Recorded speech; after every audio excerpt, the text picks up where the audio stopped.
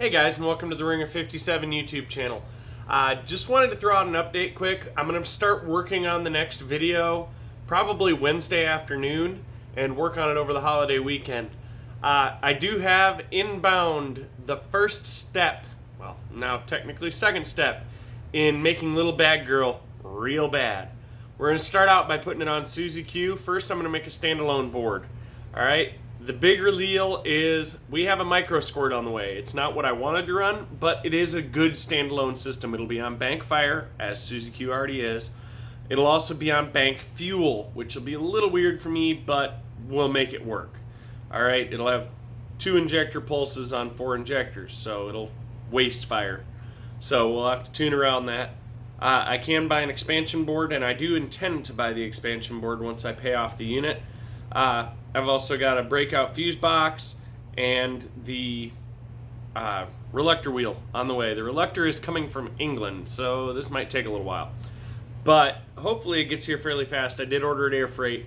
That'll be some machine work. We'll work with a few guys, see if I can't get someone with a lathe to let me video. And we'll show how to build a 36+1 reluctor wheel for a Suzuki Bandit GSXR 750 Slingshot 1100. All the oil cools. This will work just fine on them for pretty much any standalone. It's 36 teeth round. One tooth is gone, so it's got a skip tooth. So it's 35 teeth and 1 skip tooth. That skip tooth is set 90 degrees off of number 1. It represents the number 2 cylinder's top dead center location, in theory. So that's where we're at. That's what we're working on. I'm going to do the breakout board, get everything thrown together, and then we will wire it up to Suzy Q initially. All we're going to do is unwire the factory harness and hook it into the coils, the ignition pickup, and that is it. We're going to use it for standalone ignition only, just to build some basic timing tables, get a feel for what I need for Suzy. I'm building a base map for Little Bad Girl that's going to have to be expanded upon at a dyno session, but it's going to be beneficial for me time and money wise to go into a dyno session ready to rock with a base map that is runnable below boost levels. I want everything from 0 down tuned. So that's what we're going for. Hopefully we can get Suzy Q on a stock motor pretty rowdy and be able to throw some timing at it, throw some octane in it, hit it with a little more timing, see where the knock's going to start coming in. I'll have to get a stethoscope, start listening for knock as I'm playing with it. I'll probably plumb something up to it that I can wear when I'm riding, because I do not have a dyno, and we'll see what she does. Then from there, we're going to get the GSXR 600 throttle bodies, get them shimmed out and the linkages adjusted to work with the factory Suzuki boots. I've also got in my cart right now, and this is going to be probably first check in January or second check, because I'm coming into the shutdown now. As of right now, I am at shutdown status, so I'm living on ramen noodles and Totino's pizzas. But we're going to get a Warbro 225 fuel pump, inline and -6. We're going to go from the factory tank to that. All I have to do is change out that barb for an AN6 female, AN6 male fitting, and then female to the line to the pump to line to a filter to the pump to a fuel pressure regulator with boost reference. We will not hook up the boost reference to begin with. It'll be vacuum, but whatever, it won't hurt anything. That'll have a gauge on it, a return line to the tank, and a feed line coming out of that to the rail. That's our simple fuel system. We'll do a relay driver on that, driven by the Microsquirt ECU. Other than that, it's a fairly straightforward install from what I'm reading, from what I've laid out in my diagrams. I did buy a 12 bank fuse block. It's a little overkill. I probably could have gotten away with a 6, but I wanted to go with the 12. I've also, in that cart, got the GM map sensor, GM intake air temp sensor, fast reactive for the turbo application, slow reactive coolant temperature sensor, which we're going to go ahead and drill and tap into the head in one of the solid castings and stick it in there. Thought about using it for oil temperature. That would be a more logical idea to me, but I have to look at where I can fit it. If I can fit it down in that oil pan where the oil drain for the cooler is, I will most definitely pull that plug and put it there. That seems like a more effective measure of the temperature of the engine overall.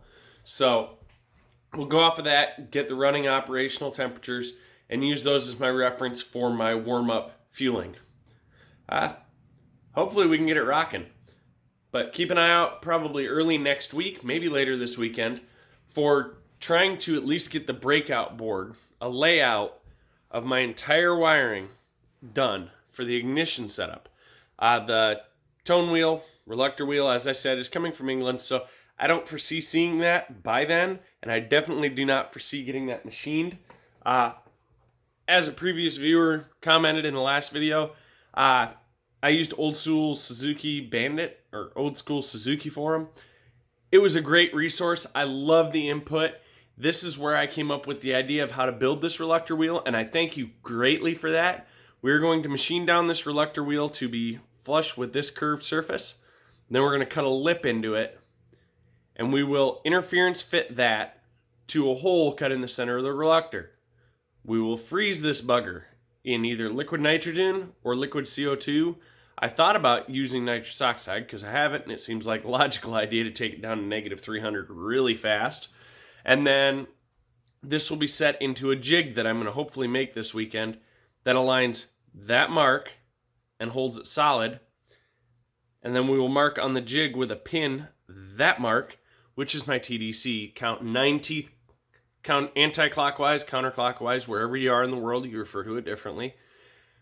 And we will make a mark on the reluctor. That needs to line up with that pin.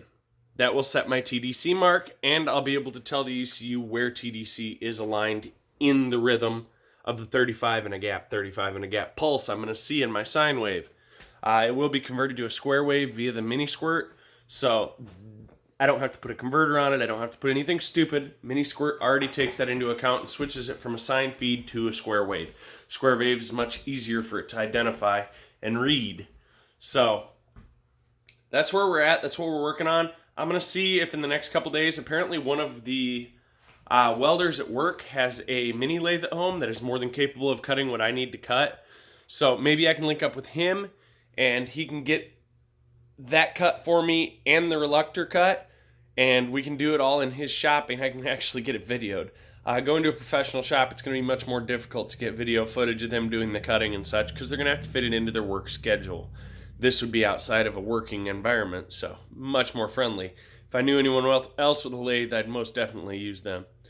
But I wanted to thank everyone for watching, and my last video was very popular with over 200 views.